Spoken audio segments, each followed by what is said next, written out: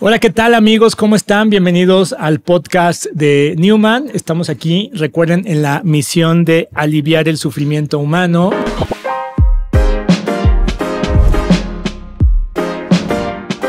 Hola, ¿qué tal amigos? ¿Cómo están? Bienvenidos al podcast de Newman.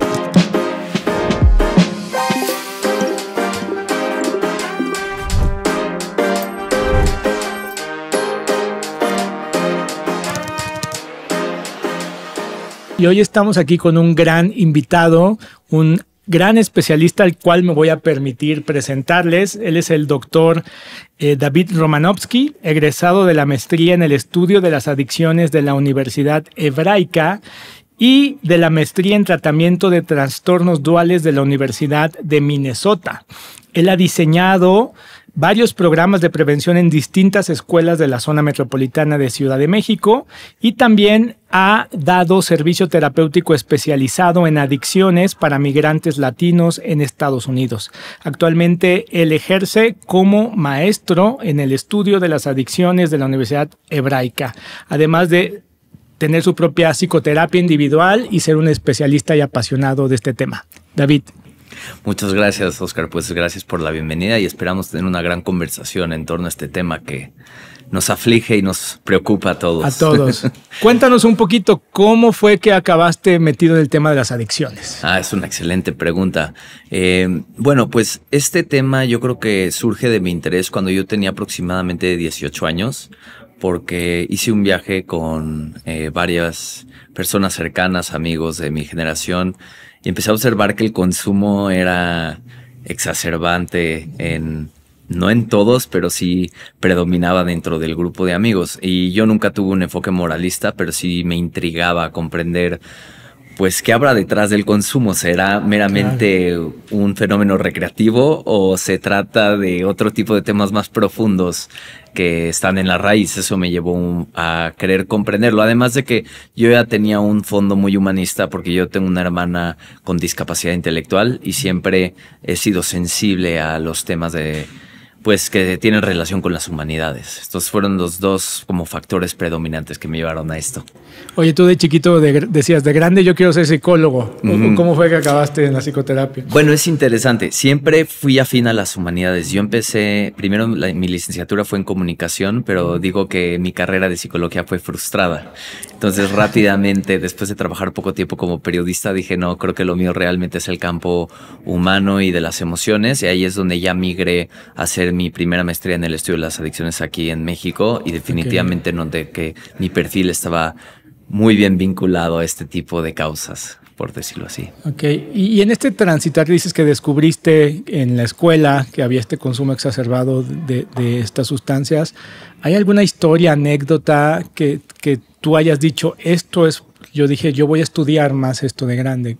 Esa es una muy buena pregunta. Lo que creo que sí sucedió en este viaje es que me empecé a dar cuenta que por el tipo de consumo, los niveles de consumo, la frecuencia, la intensidad, me intrigaba o me llevaba a pensar que no era meramente recreativo en todos los casos. Yo fui una persona, como todos, joven, que le gustaba experimentar, divertirse, pero no interrumpía otras áreas de mi vida por estar consumiendo permanentemente o ligado o asociado a una sustancia.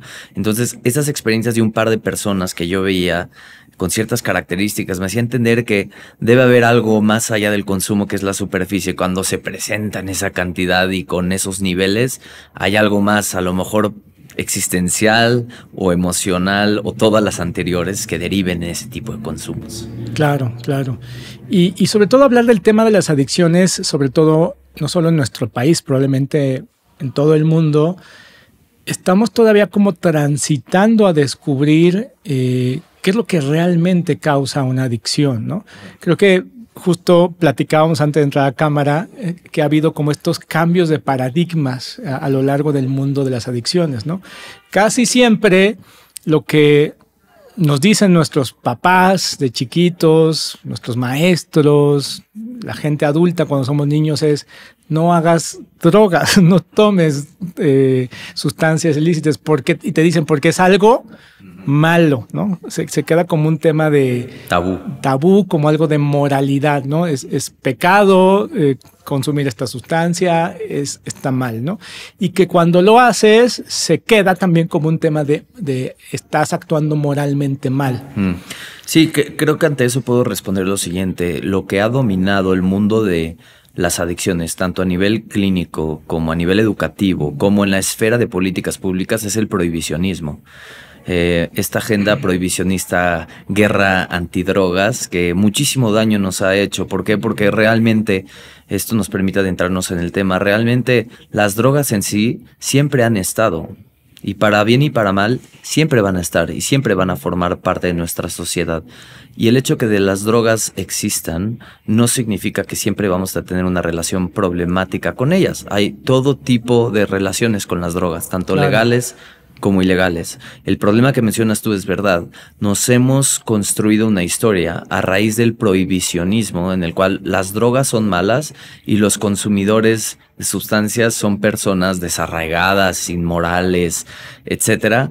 Cuando yo creo que todos consumimos drogas, algunas de ellas reconocidas normalmente legales, en la calle, otras no. En la farmacia. Y otras en la farmacia. Pero me doy a entender que esto es un buen preámbulo. La relación problemática con las drogas es una cosa y la relación adictiva, como bien menciono yo, la adicción nunca se define por la droga externa, se define por mi relación con esa sustancia. De ahí deriva que sea un problema o no, no de que la droga misma exista. Claro. Y justo creo que hay un sobreabuso para mí del término adicción, ¿no? No sé, ¿tú qué piensas? Me gustaría mucho escuchar tu opinión de cuando escuchamos en las redes sociales, en los TikToks, donde la gente hoy usa el término adicción para cualquier cosa, ¿no? Hoy estamos hablando de la mamá le dice a los niños, estás adicto al TikTok, estás adicto a estarte todo el día dándote likes o dando likes.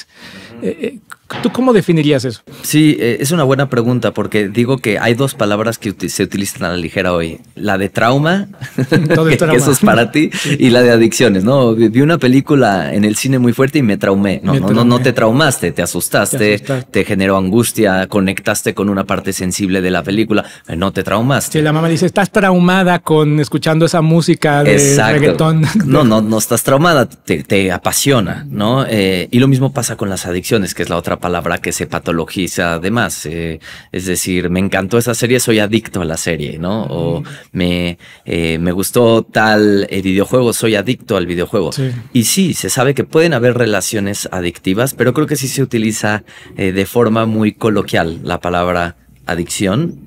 Y creo que es importante hacer una distinción entre cuándo se debe utilizar coloquialmente, a lo mejor te gusta decirlo así en tu grupo de amigos, y cuando realmente sí merece un tema de atención. Además de que haría un paréntesis breve entre separar entre adicción y pasión. Okay. Lo que nos da pasión nos enciende, nos conecta, nos da vitalidad.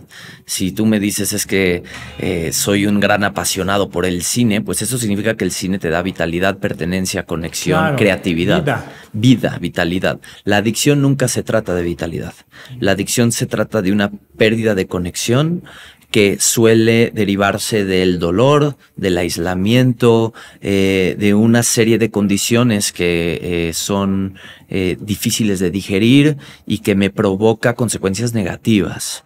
La adicción siempre va acompañada con una compulsión, con una pérdida de control.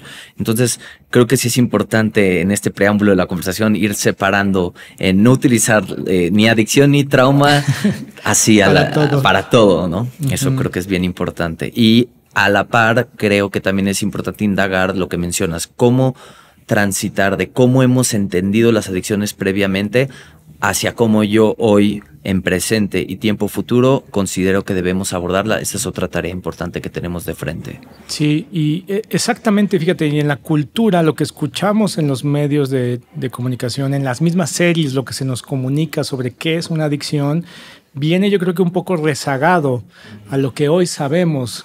¿Cuál pueden ser realmente las causas? ¿Qué es una adicción y cuál es su potencial tratamiento? Para ti, ¿cómo sería ese cambio de paradigma en el que estamos? Mira, para entender el cambio de paradigma, si me permites, hay que entender un poquito el pasado. Gran parte de las dos narrativas predominantes sobre las adicciones surgen en dos esferas. Una es la esfera moral y la otra es la esfera médica. Son los dos terrenos en donde hemos navegado durante muchas décadas.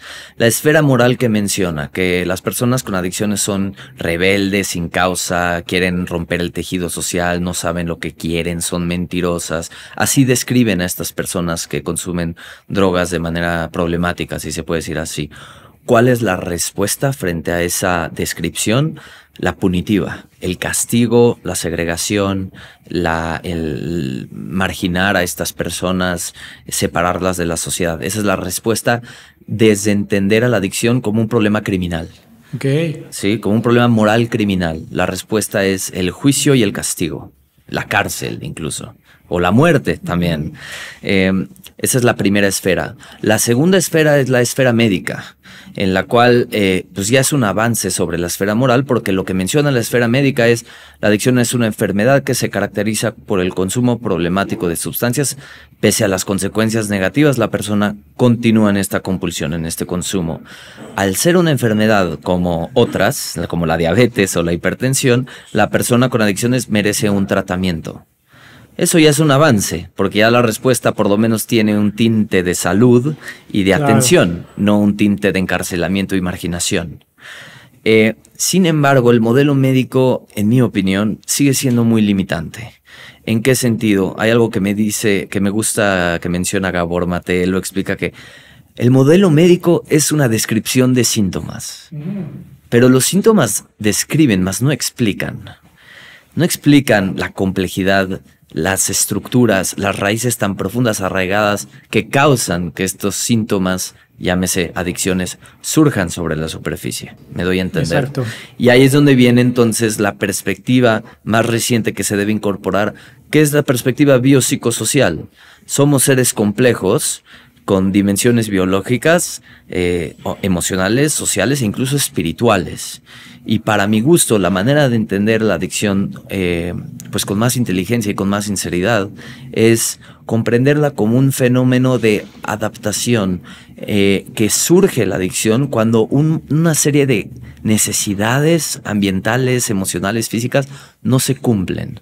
La adicción entonces se convierte como en una adaptación frente al ambiente en el que yo estoy viviendo. Pero entonces cuando ya hablamos de ambiente, ya hablamos no de qué está mal con la persona, sino de qué le sucedió a esa persona en su historia, claro, que tuvo que remitirse a un comportamiento adictivo en muchas ocasiones como supervivencia. Claro. Entonces ahí ya ampliamos la narrativa del qué está mal contigo a qué te sucedió. Creo que es parte de lo que también emplea la psicología del desarrollo, toda la historia de la persona formativa y su contexto. Es correcto, porque aparte la psicología clínica tiene el mismo problema, que se estacionó en un modelo médico que es muy útil para algunas cosas, digo que a veces para la enseñanza o aprender solamente, pero a veces para los tratamientos se queda corta. Porque si bien, ¿no? Pues el trastorno de estrés postraumático, ¿no? Tiene la persona y tiene 4 criterios. En el criterio A tiene que estar experimentando y te da toda una serie de cosas. Sí, pero esos síntomas que me dice, no ve y no observa dónde surgieron, qué pasa alrededor de la persona, ¿no? Esa persona está sola, o esta persona está en un núcleo familiar, donde vive en ese núcleo familiar hay agresores, no los hay, claro. O sea, hay todos unos componentes detrás que me dicen por qué y que van a ser diametralmente opuestos, inclusive para el tratamiento y yo diría hasta para el diagnóstico, ¿no? Seguro, y ahí es donde, claro, como dices tú, los síntomas nos pueden ayudar a entender parte de las manifestaciones que presenta la persona. Pero esta parte de no desacreditar el contexto en donde la persona está, de entender su historia, de entender su trayectoria y cómo emanan o cómo emanaron estos síntomas, es donde nos permite hasta conectar con la persona que está frente a nosotros de una mejor manera, ¿no? Me recuerda un poco a un ejemplo de un paciente, si me permites mencionarlo, que claro, sí tenía trastorno por déficit de atención, tenía un consumo de cocaína muy elevado de estimulantes, pero esta persona que yo vi en Estados Unidos venía de situaciones de violencia comunitaria en México, recurrentes, vivió en un ambiente de alta criminalidad desde que era niño, y luego llega a Estados Unidos y se dedica a conducir trailers durante larguísimas jornadas, sin protección del Estado, con racismo estructural por su estatus de migrante. Entonces, tanto la parte disociativa del TDA como el consumo de estimulantes por el tipo de trabajo que tienen nos hace entender que hay una historia detrás de la persona, no nada más ver a la persona con estos síntomas justo que tú estás describiendo. Exacto. Y entonces, después de este modelo médico, ¿qué cambio de paradigma vendría ahora en el tema del abordaje en adicciones? Pues mira, yo comparto mucho el paradigma que plantea Gabor Mate justamente, ¿no? En donde hace la pregunta bien curiosa e interesante de la primera pregunta con adicciones, no es por qué la adicción, sino por qué el dolor. Sí, ¿por qué el dolor? Algo está viviendo esa persona, algún dolor interno que puede estar en el presente o puede regresar a varias décadas atrás, que hace que la persona esté buscando una sustancia, a veces como una búsqueda de autorregulación, a veces con la búsqueda de supervivencia. Alguien que está en situación de calle hasta para suprimir necesidades fisiológicas como el hambre, ¿no? El simple hecho de no tener de qué comer e ingiere un estimulante para que me quite el apetito. Eso es supervivencia. Exacto. También. Entonces, algo que plantea Gabor Mate es la búsqueda de escapar del dolor. Hubo una serie de eventos que me desconectaron de mí mismo para protegerme de la adversidad que estuve viviendo. Y también me gusta lo que plantea Bruce Alexander, que es un psicólogo que hizo un experimento que se llama Rat Park, que describe la adicción como el producto de la dislocación social, la fragmentación de las comunidades en este mundo hipercapitalista, hiperproductivo. También hay un desarraigo de la vida comunitaria, una desconexión de nuestra propia autenticidad, largas jornadas de trabajo que no me permiten pues descansar, poner a mi sistema nervioso central en un momento de reposo. Entonces, a mí me gusta abordarlo desde estas dos mezclas, como la búsqueda de mitigar el dolor y también el producto de la dislocación social, la pérdida y la ruptura de los vínculos. Entendiendo ahora sí a Johann Ari, un periodista que ha cubierto mucho este tema, que dice que lo opuesto de la adicción no es la sobriedad, lo opuesto de la adicción es la conexión. Exacto. La adicción es una pérdida de conexión con uno mismo y con los demás. Con los demás. Esa sería mi forma de comprender el tema. Qué interesante y qué bonito, porque a mí me gusta mucho también como lo que dice Gabor Mate, que dice, es que la adicción no es el problema, es la solución, ¿no? Exacto. Y la gente se queda, me recuerdo mucho a un paciente que también llegó aquí a la clínica de Newman, traía un trastorno de consumo al alcohol muy fuerte, ¿no? Y había ido a una danza que viven estas personas, ¿no? Un centro, otro, un tipo de terapia, otra, muchas recaídas, ¿no? Y me acuerdo que yo le pregunté si él había leído un libro de Gabor Mate, me dijo que no. Afortunadamente aquí yo tenía algunas ediciones, se lo regalé. Y me acuerdo perfectamente cuando le dije, mira, es que yo creo que la adicción no es un problema del cual te tengas que deshacer. Así se lo dije, le dije. Yo creo que veamos que la adicción ha sido una solución, es la solución, ¿no? Y cuando yo le dije eso, me acuerdo cómo, o sea, él se le brillaron los ojos. Se quedó desencajado y como que necesitó bastante tiempo. Me dijo, ¿me puedes repetir eso? Le dije, sí, es que la adicción es una solución, es la solución, no es el problema. Claro. Y empezó a llorar y me acuerdo que dije, es que nunca nadie me había dicho esto. Y ahí es donde tocas un punto fundamental que espero estar en sincronía contigo. Estamos en vivo en el podcast, sí. Así que si no, me avientas el micrófono.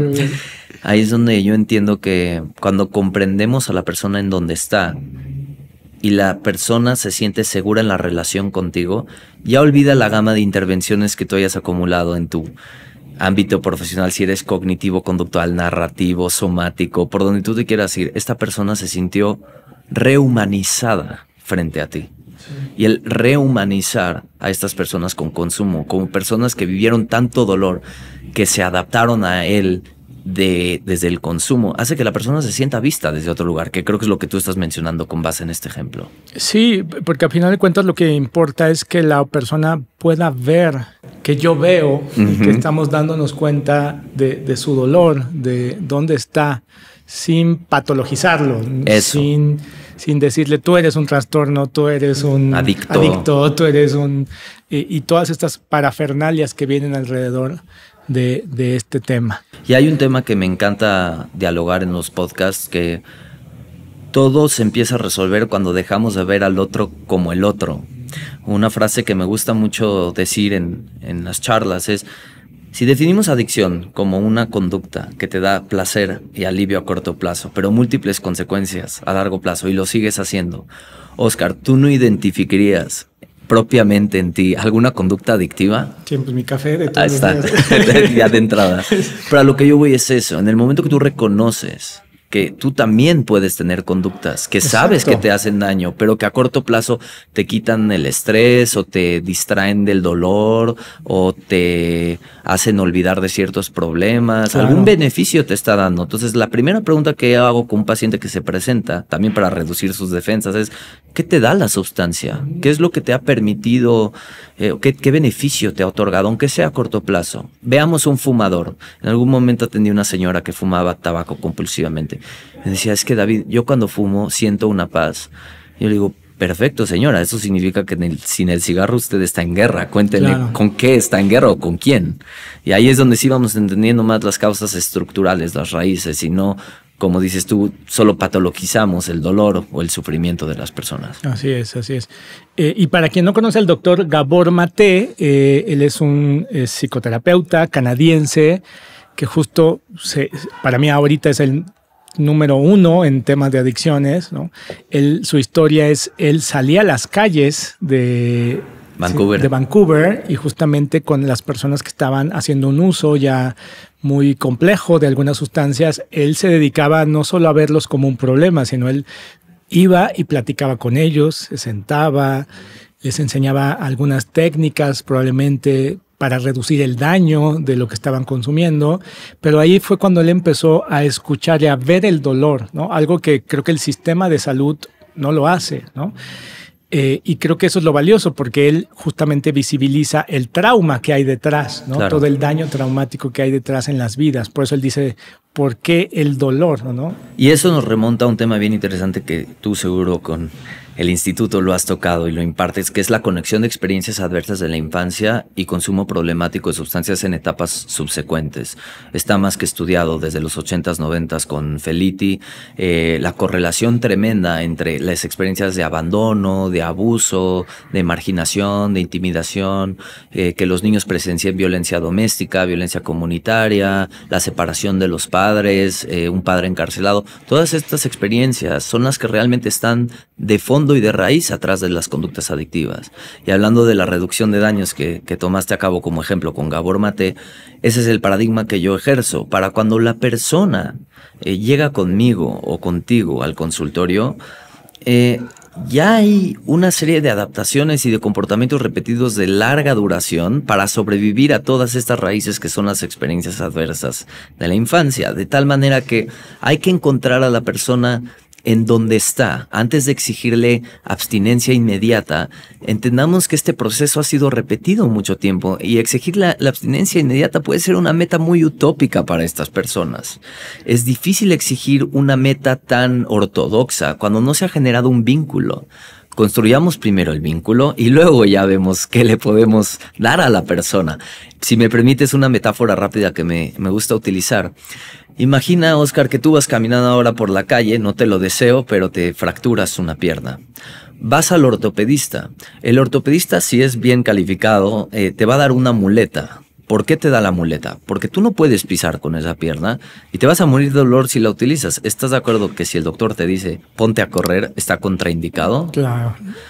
¿La muleta es una solución? Claro que es una solución. Ahora, ¿el plan es que tengas la muleta durante 5 años? No. La muleta está mientras vas a fisioterapia, desinflamas, fortaleces, pero necesitamos fortalecer la pierna para que te puedan quitar la muleta, ¿cierto? Lo mismo es con el consumo. Yo le quito, me dicen, dale la abstinencia, quítale la muleta. Perfecto, ¿y qué le pongo? Exacto. Ya lo fortalecí. ¿Cómo los resolvemos? Sí, ¿no? entonces por ahí va un poco la intervención. Y que justamente tiene que ver mucho con la idea que traemos, ¿no? Que la culpa de una adicción es exclusivamente de la sustancia, ¿no? La culpa, ¿por qué se hizo adicto a la heroína? La heroína, pues porque probó heroína, ¿no? Tú lo escuchas mucho, es que mi hijo era perfecto, era maravilloso, entró a esa escuela y en esa escuela se arruinó. Se juntó con esos dos y ellos me lo arruinaron. Pero deja de lado todo lo que tú acabas de mencionar. Quería traer a colación, porque justo el Instituto Newman, en la época de la pandemia, como estábamos encerrados, pues nos pusimos a hacer investigación. Y entonces se nos ocurrió, ahí nada más, hacer la encuesta de las experiencias adversas de la infancia en población mexicana retrospectiva. Tenemos una muestra de alrededor de 13,000 registros a nivel nacional en prevalencia, en estratificación rural y urbana.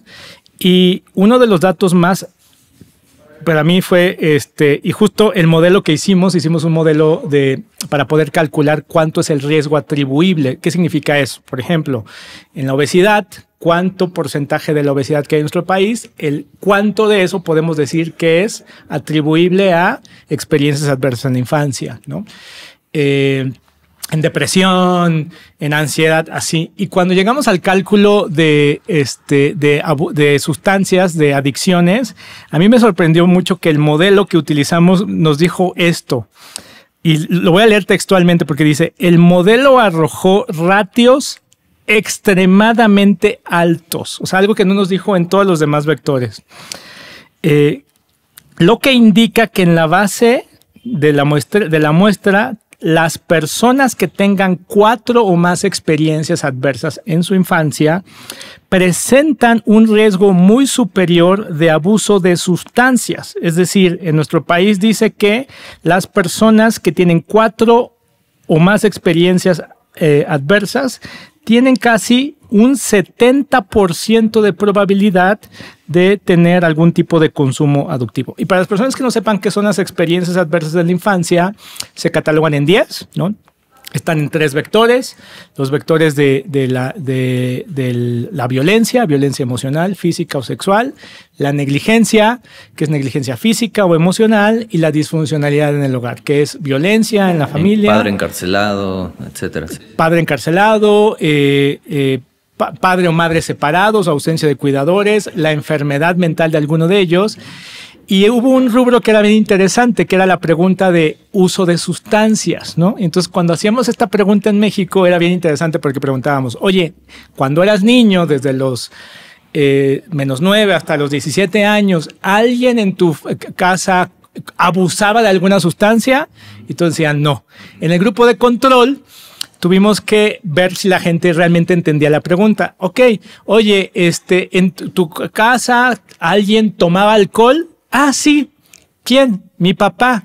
Ok, ¿abusaba de eso? No, solo tomaba cada viernes, ¿no? Y cada viernes esporádicamente, no toda su vida, todos los viernes se ponía una borrachera y pasaban ciertas cosas. A mí me asombró mucho cómo en nuestro país tenemos tan normalizado el abuso, ¿no? Porque no es el consumo del alcohol, es el abuso de esta sustancia y todo lo que hay alrededor.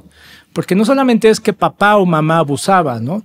En la muestra, me acuerdo muy bien, porque se hace un focus group primero para validar el cuestionario, una chica nos contaba, es que mi mamá cuando tomaba se encerraba en su cuarto y nos dejaba encerrados a los niños y no sabíamos qué comer. Le digo, mira, solo eso es negligencia física, negligencia emocional, consumo de sustancias. Todo el caldito junto. Y probablemente, ¿no?, enfermedad mental. 4 experiencias adversas de la infancia solo en una situación, y que eso hace que esta niña, probablemente de adulta, la ciencia me gusta porque es muy precisa en la epidemiología. Y tampoco no es una condena. No estamos diciendo que todo mundo que vivió esto de adulto va a tener un consumo adictivo, pero es más probable. Claro, hay una correlación. Hay una alta correlación. Sí. Y entonces para mí era asombroso ver cómo nuestro país estaba tan normalizado, pero sobre todo lo que hay alrededor de. No solamente es el uso de la sustancia o abuso, sino hay varias experiencias alrededor. Me gustan dos puntos que mencionas. El primero es, recordemos, y esto no es una invitación o exhortar a que la gente la haga, la mayoría de la gente que experimenta con sustancias no tiene una adicción. Eso está documentado. Exacto. No importa qué sustancia sea. Ahora, obviamente en las etapas formativas hay que tener más cuidado porque el cerebro se está desarrollando, no se recomienda experimentar sustancias a temprana edad. Pero el segundo punto, que ya deviene más de una pregunta, ¿tenemos un problema de consumo problemático en un país o tenemos un problema de estructuras, de experiencias adversas que nos lleva a ese tipo de consumos? Estaba viendo una estadística, México es creo que el primero mundialmente en abuso sexual infantil.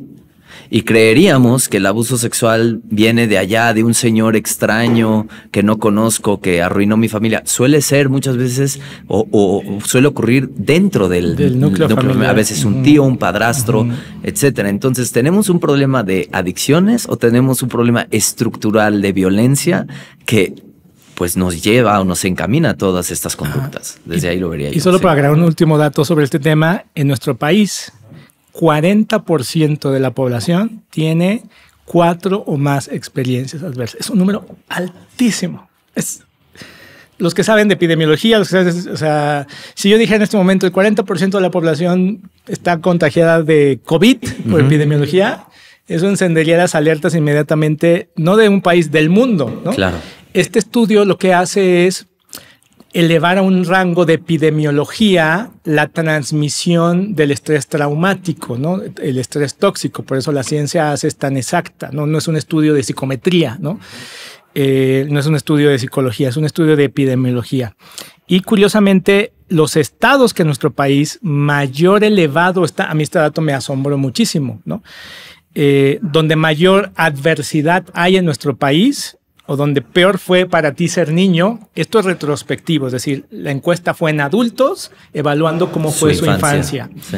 El estado donde inclusive nos dice que mayor consumo de drogas y consumo de alcoholismo hay es Nuevo León, o hubo, vamos a decirlo así, ¿no? Nuevo León, Querétaro, Aguascalientes, Tamaulipas y Durango. Son como los 5 estados donde la gente reporta que mayor adversidad infantil sufrieron, ¿no? Sí. Sí, eso es algo alarmante, ¿no? Y me trae un poco, si me permites, al tema del estrés, porque ese es otro tema interesante que se valora coloquialmente, pero hay que saberlo distinguir. Cuando la gente dice es que el estrés es malo, no, el estrés no es malo. El estrés, como cualquier cosa en pequeñas dosis y cantidades, es maravilloso. Nos permite movernos, ser creativos, responder frente a amenazas, etcétera. El problema que tenemos, que va ligado a las experiencias adversas de la infancia, es el estrés crónico. Esos estados prolongados de estrés que en tanto ambiente de amenaza, de violencia y de agresión, lejos de que nos ayude a desarrollarnos óptimamente, afecta la arquitectura cerebral. Claro. Y entonces vamos a estar más reactivos, más temerosos, más impulsivos, más vigilantes, y al afectar esa arquitectura cerebral, pues entonces también vamos a buscar sustancias como para regularnos. Entonces no es que el estrés en sí es malo, sino es cuando el estrés pasa del estrés positivo tolerable al estrés crónico tóxico, en donde ya nos metemos en riesgos de caer en adicciones. Claro, claro. Entonces, pues un tema muy complejo, ¿no? Un tema muy complejo y sobre todo tratando de un poquito unir lo que hemos platicado. Para ti, ¿cuál sigue siendo el tema clave que cuando vas a seguramente te pasa como a mí, que vas a algún congreso de adicciones, escuchas un programa nacional para prevención de las adicciones y tú dices, uy, todavía no alcanzan a entender cuál es realmente el problema? Que hay cosas muy útiles y muy buenas, ¿no? Sí. Pero que te das cuenta que, híjole, estamos muy alejados y más cuando venimos de... El problema de los cambios paradigmáticos es que casi siempre las personas que son tomadores de decisiones, son personas que vienen de una formación, de un paradigma anterior. Es una muy buena pregunta y eso me conlleva al tema del estigma. Creo que es de las barreras principales que están interfiriendo con los avances en el campo de las adicciones, tanto de la posibilidad de brindar un buen tratamiento como de la oportunidad de conversar desde otro lugar con las familias y con las escuelas, ¿no? Hoy en nuestro país escuchamos: el chavo que está consumiendo problemáticamente en la escuela, lo corren. Incluso hay médicos, he visto especialistas en el tema, que llega un paciente y lo humillan, lo maltratan. No, es que el adicto, ¿no? ¿Cómo sí lo voy a atender? Que lo busquen, que lo traten en otro lugar, en otra clínica. Creo que el estigma, esta imagen peyorativa de los consumidores, sigue siendo algo con el cual yo, o no sé si tú, batallamos constantemente. Siempre. Creeríamos que en el mundo profesional, al estar capacitado con el tema de conductas adictivas, no retraumatizamos, no señalamos, muchas veces se convierten también en los mismos agentes de rechazo y de figuras de rechazo frente a los usuarios de sustancias. Entonces yo creo que el estigma, que es este estereotipo negativo, estos adjetivos peyorativos de las personas que consumen, es todavía la barrera mayor que nos interfiere con la posibilidad de ver otras ópticas para resolver el tema de conductas adictivas. Ok. Y hablemos un poquito sobre tratamientos, ¿no? ¿Qué es lo que realmente ayuda, ¿no? Y que yo creo que va un poco en la línea de lo que enseñamos cuando enseñamos psicotraumatología. Yo les digo a los alumnos que están estudiando, les digo, mira, cada paciente requiere que en un cierto sentido yo le creo un modelo terapéutico a ese paciente, ¿no? Es erróneo pensar que una sola herramienta que yo aprendí, ¿no? Me gusta mucho cómo lo dice el doctor Van der Kolk, ¿no? El doctor Van der Kolk dice, el problema que tenemos con los psicólogos es que se vuelven fanáticos religiosos. Se vuelven muy religiosos, entonces usan la psicología para hacer su propia religión. Entonces ya no, yo soy psicoanalista, yo soy cognitivo-conductual, y entonces no quieren ver nada fuera de, y queremos que el paciente se acople a mi modelo, porque yo soy terapeuta de MDR, y entonces yo quiero que él responda a mi protocolo, ¿no?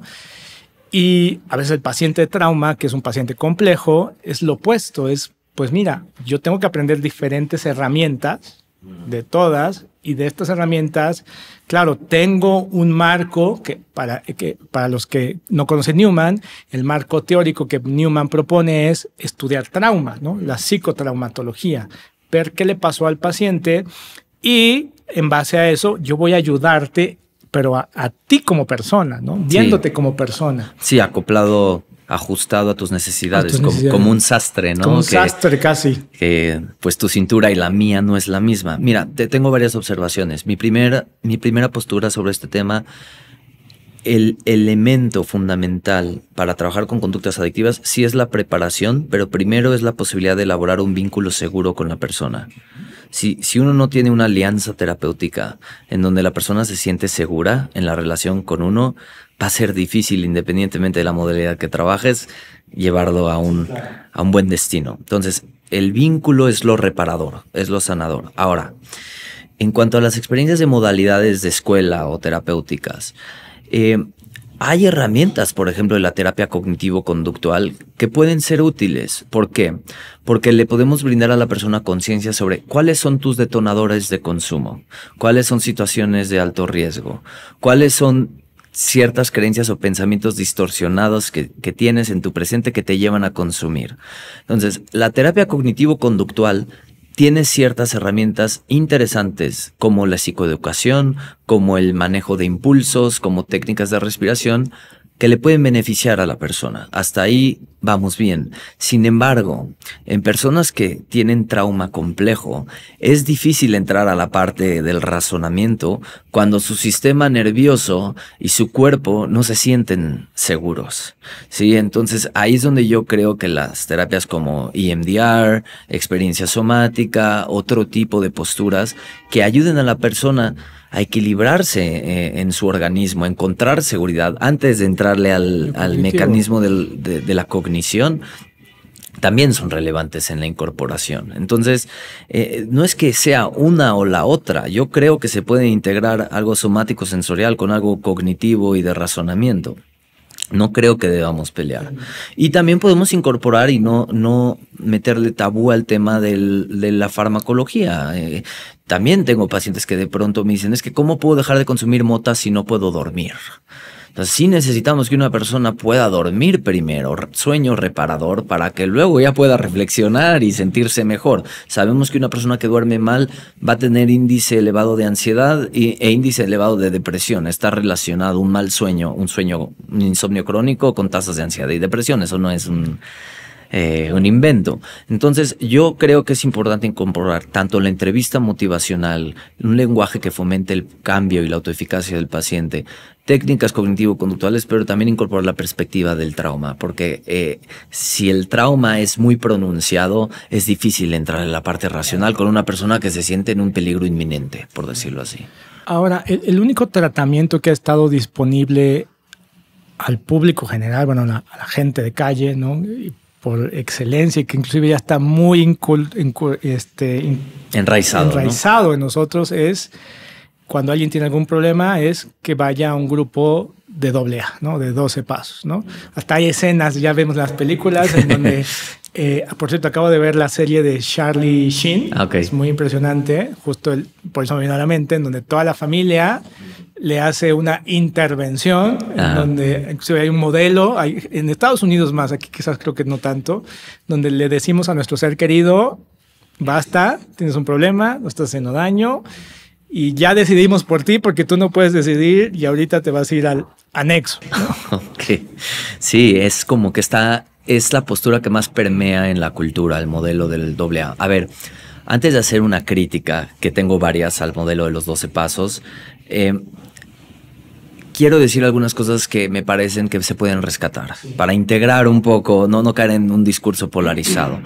¿Qué es lo que podemos rescatar de los 12 pasos y que de los AA? Primero, que la posibilidad de yo entrar a un grupo con personas que han tenido un problema parecido al mío puede ser muy terapéutico. Ahí Irving Yalom habla de los factores terapéuticos dentro de un grupo, como la universalidad, que es decir, no me siento solo en el problema, la catarsis, que me puedo desahogar con mi problema, el desarrollo de habilidades socioemocionales en un grupo, construir versiones de mí misma diferente con un grupo, tener apoyo. Tener la red de apoyo es un factor predictor bien importante en la recuperación de las adicciones.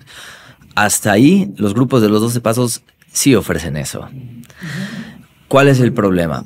El problema es que los 12 pasos están más diseñados para los que están en el espectro severo de consumo de sustancias, para ese 10% que sí están en un trastorno por uso severo que deben de interrumpir a destajo, porque si no interrumpen a destajo son todos los daños asociados, más pérdidas, no pueden parar, problemas con la ley, etc. Pero hay otro 80% del mundo de las adicciones que están en un trastorno por uso leve y moderado, que no se identifican con personas que están en ese espectro.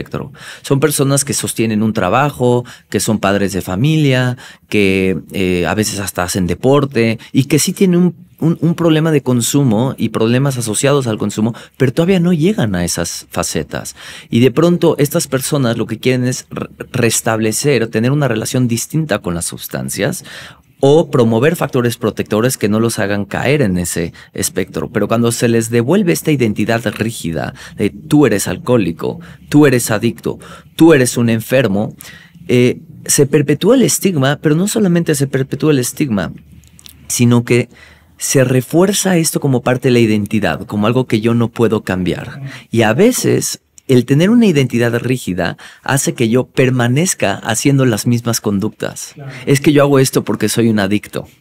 Es que yo hago esto porque soy un depresivo. Entonces, ese refuerzo de la etiqueta a mí no me gusta. A mí me gusta separar a la persona, hablando de la terapia narrativa. El alcoholismo es una parte de tu historia. Claro. No es parte de tu identidad.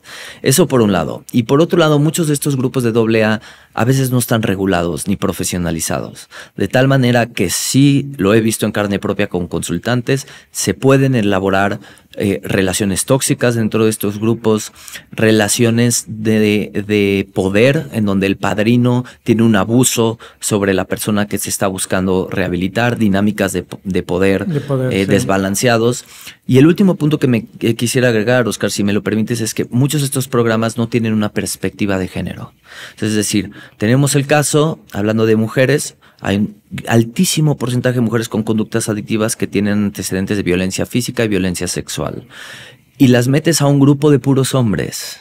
¿Cuál es la posibilidad de retraumatizarlas? A lo mejor se elaboran relaciones amorosas, interpersonales en ese grupo que no se deben elaborar, porque es un grupo de terapia o de sanación, no es un grupo para intimar con personas que no conozco o que me pueden arriesgar de nuevo. Entonces, también carecemos de un enfoque de género, con perspectiva de género, tanto para mujeres que tienen particularidades importantes que se deben abordar en grupos de mujeres, como de hombres mismos. Entonces, creo que los AAs o los NAs pueden existir, pero también se deben regular y se deben actualizar con otros conocimientos. Es lo sí, que esta idea que tú escuchas de yo soy adicto y esta es una enfermedad que dicen degenerativa, progresiva, crónica, permanente, mortal casi. O sea, esto va a estar en mí toda mi vida, ¿no?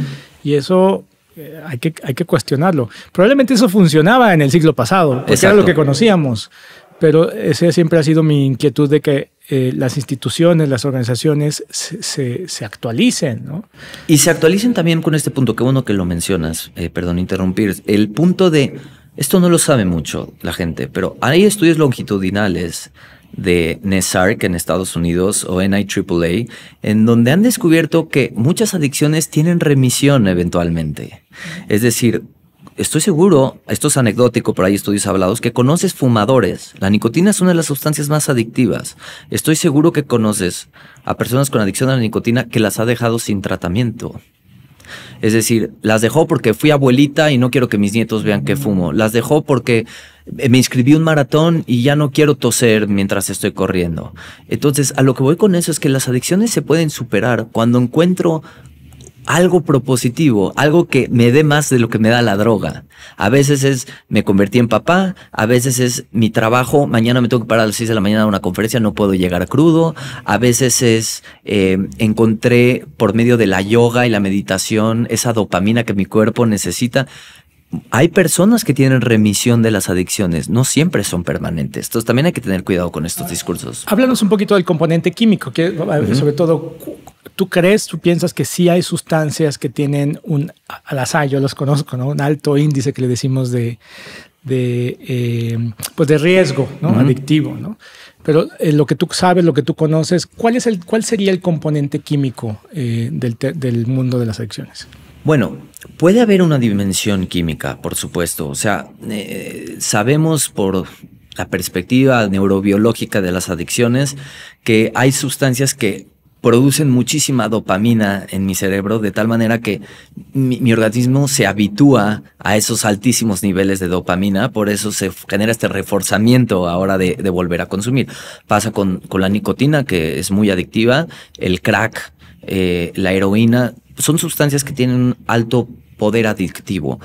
Pero también hay muchas personas que se les receta heroína en el hospital o morfina para el dolor y no desarrollan una adicción. Yo tuve un dolor crónico de espalda, incluso utilicé un par de semanas opiáceos y no elaboré una adicción a la... A ver, el fentanilo es un medicamento que se ha usado por años. Por años, para embarazos complicados o para cuidados paliativos o para...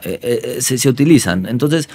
sí puede haber una dimensión química que me engancha a las sustancias, pero yo cuidaría en no quedarnos en la perspectiva neurobiológica. Claro. Más bien, otra vez me remontaría al por qué esa sustancia se convirtió en un gancho para la persona. Sí, ¿qué hay atrás? ¿Qué hay atrás? ¿Qué fomentó que eso se convirtiera en el objeto de saliencia, lo principal en su historia? Y que muchas veces es más fácil echar la culpa a terceros. Yo lo escucho ahora de que no es que estamos adictos a la dopamina porque los ingenieros de Facebook hicieron un algoritmo para que tú estés generando pequeños días micro shots de dopamina y estés ahí. Bueno, sí, pero hay muchas otras cosas más que hacen el día que también te generan esos microshots de dopamina, y porque hay personas que pueden quedarse ahí y porque hay otras que simple y sencillamente, como hay más conexión, como hay lo que hablábamos al inicio, hay más vida, propósito, hay más elementos, que es un elemento más, ¿no? Y eso, con eso concluiría yo creo esta parte del entendimiento de las adicciones. ¿Qué son?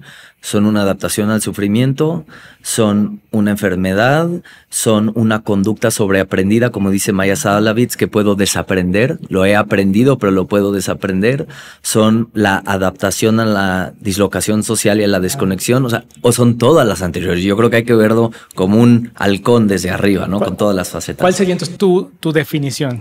Mi definición. La que tú nos dejarías. Bueno, creo que la he mencionado. Para mí la definición de adicción es el producto, el resultado de una desconexión conmigo mismo y de una desconexión de mis vínculos. Por eso, la sanación de la adicción está en la reconexión con mi autenticidad y en la reparación de vínculos. ¿sí? Entonces tiene que tener un enfoque hasta comunitario, interpersonal. Los vínculos seguros y la conexión con mi cuerpo va a permitir salir de esa adaptación. Eso es un poco la postura que tengo yo de las adicciones. Me encanta la definición porque justamente nos ayuda a visibilizar y entender cuál es lo que hay debajo de esto que está muy estigmatizado, ¿no? ¿Hacia dónde ves tú el futuro del tratamiento de las adicciones? Mira, creo que en Latinoamérica nos hace falta mucho incorporar el elemento de psicoeducación, tanto a las familias como a las escuelas, como a el medio publicitario. Tenemos un reto enorme, seguimos muy atrás. ¿Hacia dónde veo el futuro? Creo que ya estamos incorporando nuevas modalidades en donde la gente ya no le huye tan fácil al tratamiento de la salud mental. Creo que desde la pandemia, no solamente con las adicciones, desafortunadamente detonaron una ola de trastornos de salud mental, incluyendo la depresión, la ansiedad, el consumo problemático de sustancias, y creo que ya estamos normalizando más el acceso a la salud mental, ¿no? O al abrir el tema.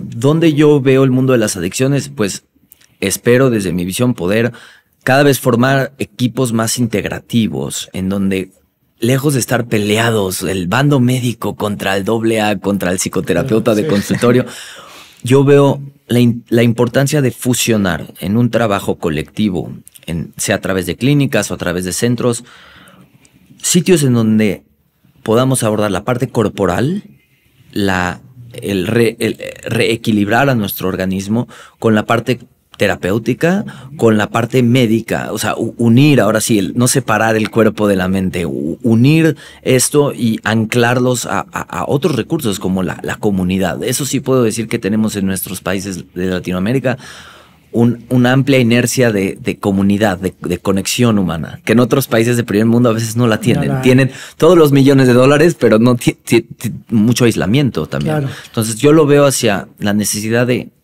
abordar este tema desde un enfoque comunitario y también de integrar las diferentes disciplinas para trabajar colaborativamente en el tema. Y yo rescataría algo que tú mencionaste al inicio, mucho esta idea de que la persona que está sufriendo por alguna razón, la única vía es la vía de la abstinencia, ¿no? En donde sí o sí tienes que dejar de tomar ya ahorita, hoy, a partir, y vas a ir a la villa y vas a jurar y etcétera. Todo eso que hay alrededor, que yo sé que tiene muy buena intención, ¿no? Y entiendo de dónde viene, pero que probablemente causa lo opuesto, ¿no?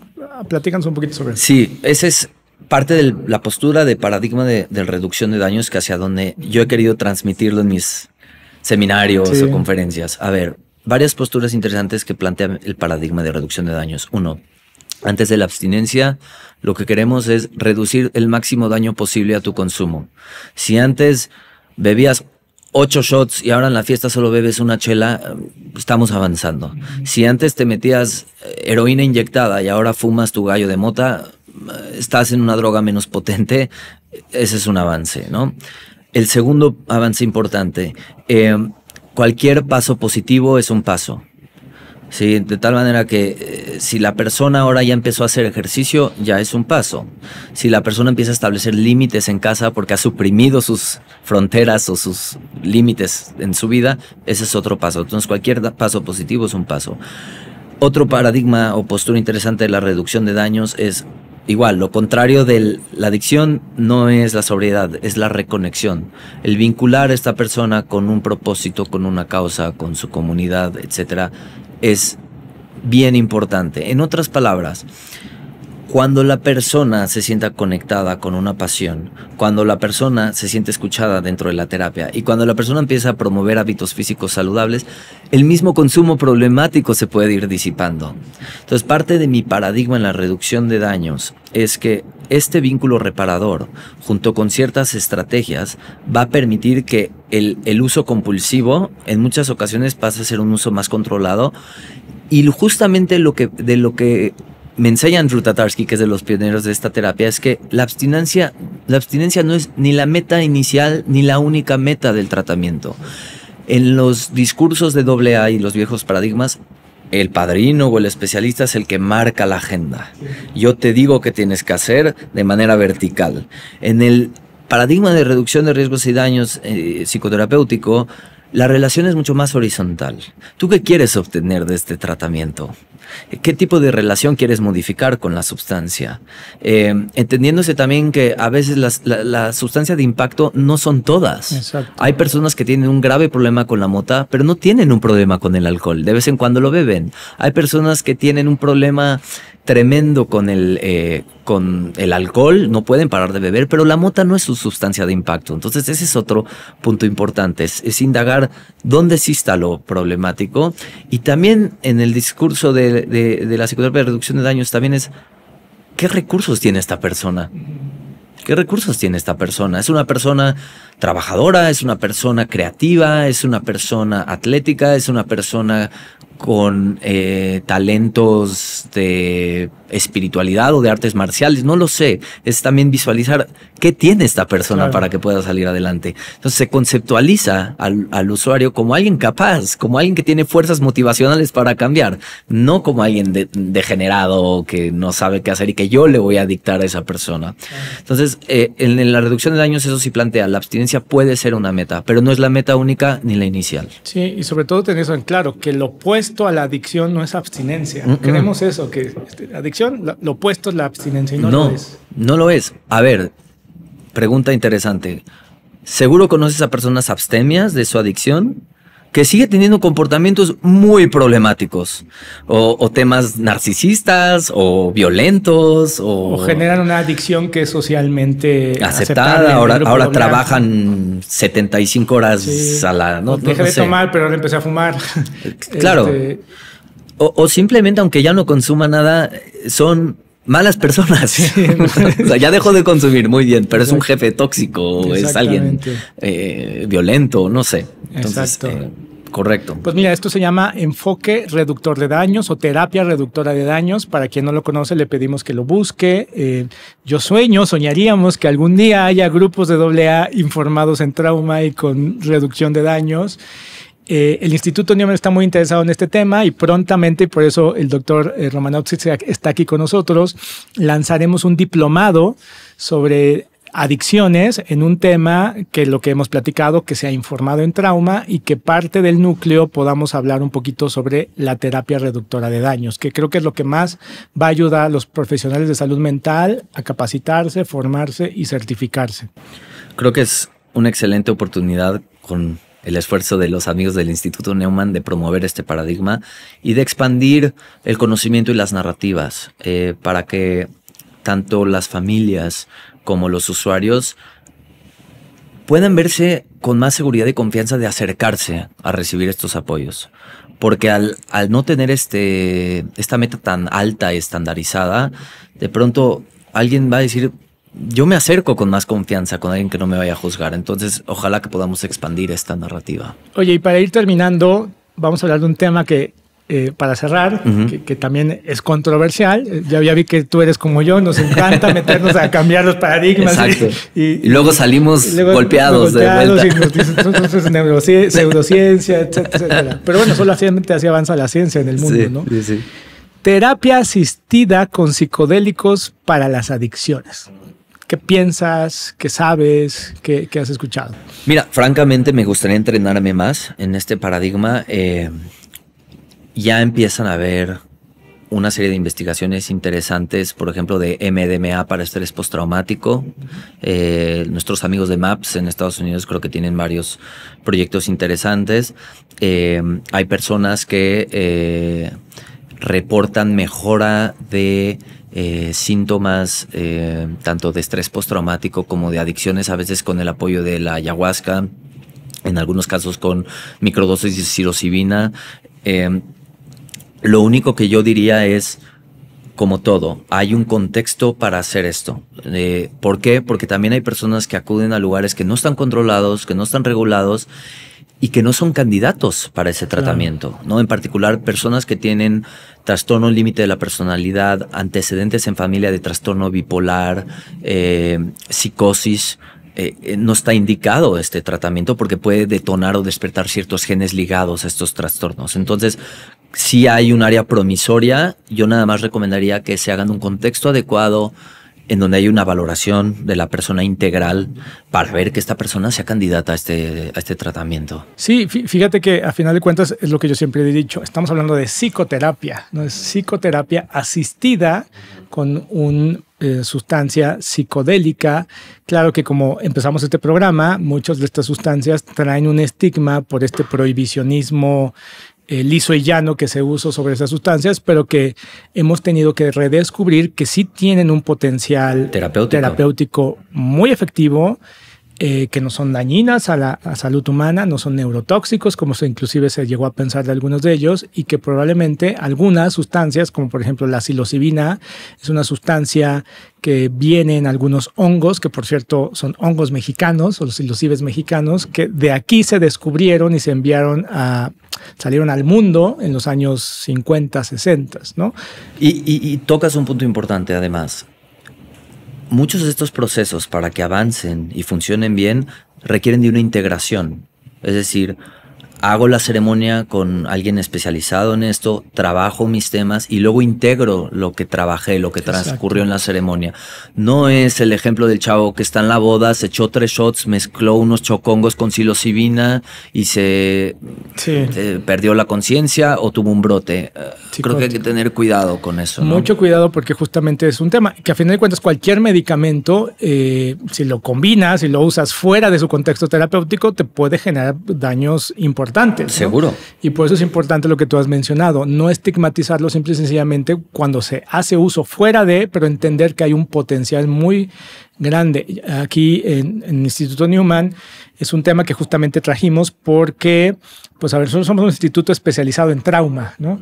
Y la evidencia que hay es innegable ya. La evidencia también es innegable hay pacientes con un trastorno de estrés postraumático complejo, un trastorno disociativo muy grave, que ninguna otra herramienta les había ayudado y que cuando han podido tener acceso a esta, vimos una gran mejora. Y pasaba un poco lo que tú mencionabas en algún punto de la conversación. Aunque no era la terapia dirigida a ello, muchos pacientes nos empezaron a reportar, oye, es que dejé de fumar después de que hice esa terapia. Oye, es que yo antes no podía dejar las apuestas o sobre todo el consumo también muy desordenado ya de alcohol. Dice, ya no se me antoja, dice, hubo un cambio diferenciado y para muchas personas puede ser como contra cultura, ¿no? Porque una sustancia psicodélica se cree que es adictiva per se misma. Claro, o maligna. O maligna, exactamente. Sí. Y hay muchos prejuicios, ¿no? Parte de la conversación de los que dicen, no, eso es terrible lo que se está promoviendo. Lo que no se dan cuenta es que está basado en el miedo, está basado en el prejuicio y bien lo explicas tú. El doctor te puede recetar un antibiótico. Ahora, si lo tomas 3 semanas, te va a hacer daño al intestino, ¿no? O si lo combinas con alcohol, te va a ir mal. Igual puede pasar con el clonazepam. Exacto. Te lo pueden dar para dormir bien un par de noches, pero si lo estás mezclando con unas chelas, vas a tener una depresión cardiovascular, ¿no? Muy severa. Muy severa. Entonces, todo eso hay que entrar en un contexto y comprender todo desde un contexto. Queremos de pronto soluciones reduccionistas y rápidas, ¿no? Que por cierto, también se ha encontrado hablando de estos tratamientos que para personas que ya llevan tomando antidepresivos muchos años y que ya no les hace mucho su cerebro y ya no me funciona, también han funcionado los entógenos como para depresiones resistentes. Hay evidencia al respecto. Entonces, todo esto hay que ser abiertos. Estudiarlo. Hay particularmente una sustancia que se llama ibogaína, que probablemente hay 2 grandes beneficios. Uno, pacientes que tienen un daño por algún evento cerebrovascular importante o un traumatismo cranoencefálico. ¿Te refieres a un golpe de una bicicleta? Se cayó. Golpe, algo y después quedó alguna afectación, algo así. Y también con pacientes que tenían algún tipo de adicción a una sustancia ya más compleja, ¿no? Como el mismo fentanilo. Entonces, la invitación es a los colegas médicos, psicoterapeutas, a leer, investigar. La información está ahí, indaguen, y es parte de lo que ahora, en los albores del siglo XXI, nos toca a nosotros atender. ¿Qué mensaje te gustaría dejar a las personas que están atrapadas en una adicción? Pues creo que es una pregunta heavy, pesada, pero el mensaje para mí sería: intenta recordar qué función tuvo esta sustancia para ti. Una vez que recuerdes la función que tuvo y el problema que generó ahora ese consumo, esos son los retos que tienes que trabajar.